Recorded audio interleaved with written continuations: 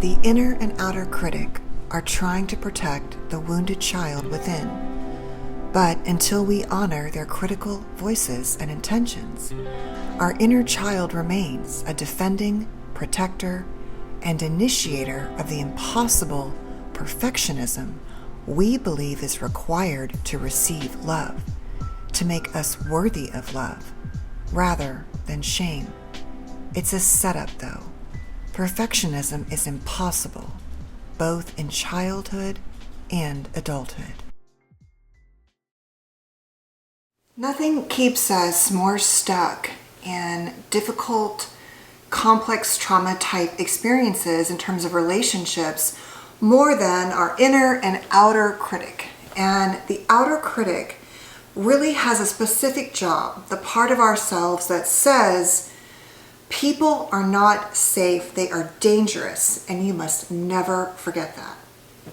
So let's talk about the role of the outer critic, especially as it is referred to in this book by Pete Walker, From Surviving to Thriving. If you don't know about this book, I highly, highly, highly recommend it. We're going to talk in the next two videos about some very specific Cptsd type dynamics. And nowhere is it more true that the outer critic has this specific job, and what it does is it tells you that your first experience of humans weren't safe. Therefore, needing to know that information and making all humans unsafe, bad, unworthy, dangerous, not trustworthy, there's a point to that to protect you. So the outer critic is really the component. It's the yin and the yang to the inner critic. And as opposed to it only being placed on you with the idea that if I'm perfect, being perfect will help me get love and keep me safe while never having perfection or safe love, the inner critic is just really dialed in on all of your flaws and what's wrong with you. The outer critic says, yes, but don't forget, everyone else is also bad, and you need to never forget that. And so what it does is it decides that if I reject you first, or I deem you unsafe first, that will serve me.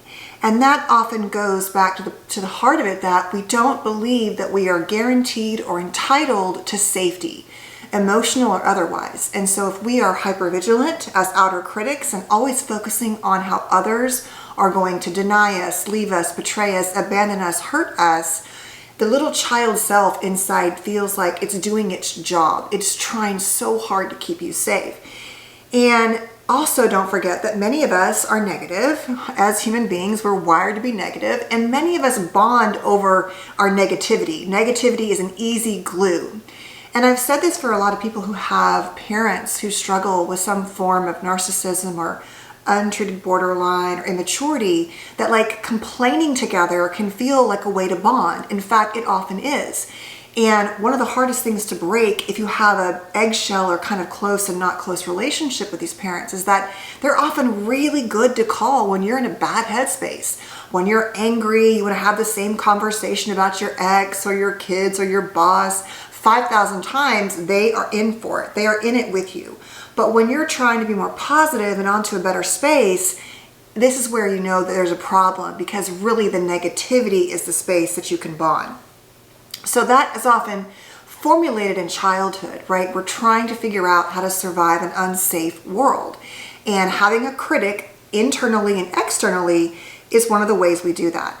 Now the problem is, in so many families, because we weren't allowed to express ourselves, pushing back, having feelings, those were punished, go to your room, time out, go figure it out. We often repress that anger. We stuff it deep inside, and it kind of stays in there stewing and kind of percolating in many ways. And so it keeps us in that negative space. It keeps us in that reinforced space of our worthlessness. And we can start to obsess not only over our worthlessness, but the worthlessness of others as well. And in that way, we're not in it alone, and there's not really something wrong with us, right? There's something wrong with us and with you and everyone else.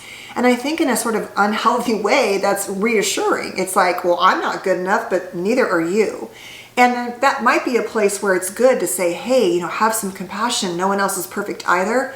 But when the outer critic is running the show, it really is it's got its armor on, and it's doing a job of not letting anyone in, because anyone reminds the little child inside of the potential danger and lack of safety and just general sense of trust that we cannot have. I don't care how great you are as a parent. If you have often periods of blowing, screaming, raging, calling your kids names, you're not a safe parent at the end of the day. Now, all parents, we all blow it. We all blow it literally. We blow our lids. We make mistakes. I'm not saying that if you ever yell, this is true. What I am saying, though, is that if you do this a lot and you cannot stop, you're not necessarily creating a safe environment, because your child has to remain hypervigilant. You might be great, but if I know the bad part's coming, I have to stay aware. And the outer critic is helping us do that. It's taking the internal experience of the parents, because they weren't safe, and saying, like I'm saying, no one else is. Now, this is developed because the parents, like I'm saying, aren't safe. And so the hypervigilance keeps us believing that we must stay on guard, and that everybody will eventually, like I said in the beginning, be, untrustworthy, abandon us, and hurt us. And really what it's trying to do at its core is it's trying to protect you and keep you from being abandoned all the way around. It's just that if you're living in this space, you might notice that you feel down a lot, you feel negative a lot, you're hypercritical and judgmental. We're going to talk tomorrow about, or I'm not sure if I'm going to post today or tomorrow, about how this relates to us being very passive aggressive as adults, because we've stuffed all of that anger.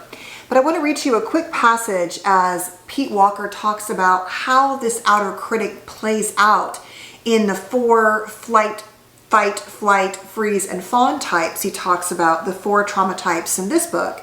Don't forget there are 2 more, also collapse and submit, often referred to, or please and appease, which is similar to fawn, and then attach, cry out for help, which is a very different response. But let's focus on the 4. He says this: freeze and fight types are often polarized to the outer critic. Fawn types tend to be dominated by the inner critic. Flight types can have the most variance in inner and outer critic ratio. Your subtype can have a big influence on this. So the subtypes are how you can have these combos of like freeze, fight, flight, freeze, things like that. And the last part it says is this: the freeze type can judgmentally denounce the entire outside world to justify her all or none belief that all people are dangerous. The flight type can use his own perfectionistic striving to excel, so that his outer critic can judge everyone else as inferior. The fawn type uses the inner critic's self-hate to self-censor and avoid the fear of being authentic and vulnerable in relationships. The fear of being vulnerable and authentic. Think about that. The fight type, in a paradoxical twist, controls others through the outer critic to prevent them from abandoning him, while at the same time using prickliness to not let them get too close. So what am I saying? What I'm saying is that given whatever your kind of tendency, your predisposition might be to certain trauma responses, some more than others, or we use all of them, that can really affect how the outer critic shows up in your life. So it makes sense that the fawners, those who are really hyper-focused on pleasing others, compulsive caretaking, wouldn't be as easy to focus on how unworthy the outer other person was. It's much easier to stay in line with that trauma response that sort of promises false safety by criticizing ourselves. Because, for example, in the fawn type, we're making it all about you. It's another way to distance ourselves and hide our pain and separate, but we've learned that rotating around you is how we resolve that. So we're going to talk more about the outer critic and how you can manage that. But I would say the first step is starting to notice how quickly you go to judging others, what kind of assumptions you make, and looking at where in your life really focusing on other people's badness operates and serves as a glue for you between you and your friends, your partners, your parents. Now, everyone does this to some degree. So just because you complain to your best friend about people, I'm not saying you have a problem with the outer critic. But I am saying that if you had a more complex PTSD type childhood with emotionally unsafe caregivers, And one of the ways you stay connected to that parent is through being excessively critical of others. It might be serving a purpose, and it might be also that you've developed this, like I said in the beginning, as a strategy to stay safe. So it's not about not being discerning or paying attention to things and trying to create, inferences about what is safe or not, but it is about challenging the role of how much you might use the outer critic to really act as a barrier to keep you from being, like I said earlier, and like Pete said, vulnerable and authentic. And really what that means is that equals the risk of you being hurt, abandoned, betrayed, etc.